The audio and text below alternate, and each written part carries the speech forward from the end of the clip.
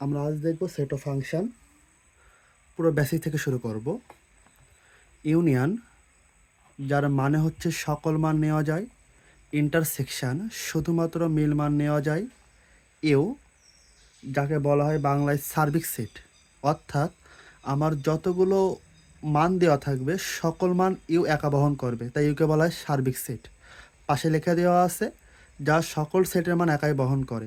Prime মানে you বিয়োগ, অর্থাৎ যদি লেখা হয় এ প্রাইম তাহলে হবে ইউ বিয়োগ এ, অর্থাৎ যার মাথায় প্রাইম থাকবে ইউ বিয়োগ সে বসে যাবে। যদি এমন লেখা হয় এ ইউনিয়ন বি প্রাইম, লিখতে হবে কি তাহলে ইউ বিয়োগ এ ইউনিয়ন বি।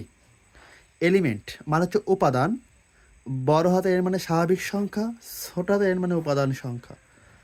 এখন এই যে স্বাভাবিক সংখ্যা, মৌলিক সংখ্যা আর যৌগিক সংখ্যা, এই তিনটা বোঝার বিষয়। পৃথিবীর সকল সংখ্যাই স্বাভাবিক, এক থেকে শুরু করে। বাকি রইল মৌলিক আর যৌগিক। খুবই সহজ বিষয় বলা যায় মৌলিক, যার গুণনীয়ক শুধুমাত্র এক, সেটা হচ্ছে মৌলিক।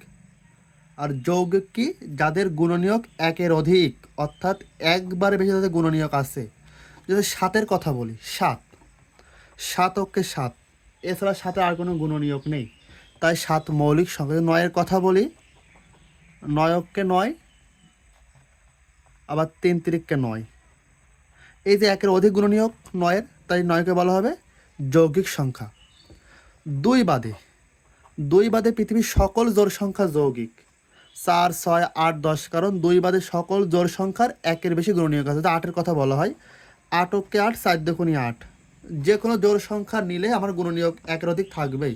যদি 12 বলা হয়, 12 অক্ষে 12, 6 দুগুণে 12, 3 4 12, তাহলে আমরা জানলাম দুই বাদে পৃথিবীর সকল জোড় সংখ্যা যৌগিক।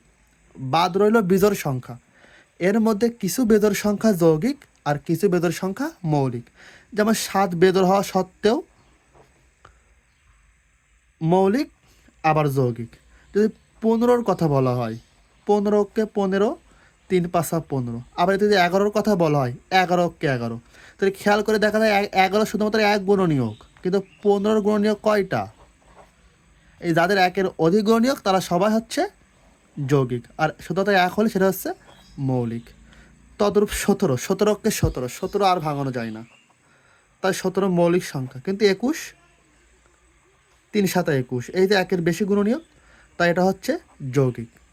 এখানে এই যে ইউনিয়ন, ইন্টারসেকশন, ইউ সার্বিক সেট, প্রাইম, এগুলো অষ্টম শ্রেণীর ম্যাথ, এগুলো পুরো অষ্টম শ্রেণীর অঙ্ক, এর বাইরে কিছু থাকে না ক্লাস 8-এ।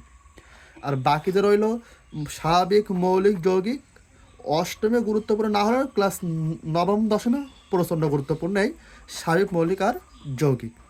এটা হচ্ছে সেটের পুরো বেসিক। এইগুলো জানলে মোটামুটি আকারে আমাদের সেট ফাংশন 90% সম্ভব। ফাংশনে অঙ্ক সেট 3টে আছে, সেট ও ফাংশন মিলে। আমরা বাকি 3টে আলোচনা নেক্সট ক্লাসে পর্যায়ক্রমে দেখবো ইনশাল্লাহ।